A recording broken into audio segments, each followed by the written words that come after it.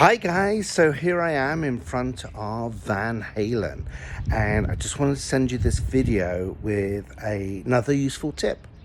So when you're parked for the night and you want to have the fridge operating, right? The fridge needs to be on a flat surface in order for the fan to rotate and cool down your food. So how do you make sure you're on a flat surface? Well, it's pretty easy, and I wonder if you can see this behind me here. So all you do, there's these blocks, okay?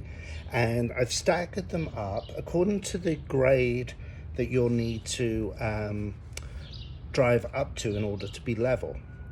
And what I've done is I've actually downloaded a spirit level app on my phone, and I can use my phone as a spirit level, and I just see where the van needs to be raised up, and I just stack these yellow plates that's located underneath the sink in one of the cabinets, and I just stack them up, and then I just drive the wheels according to where I need to be.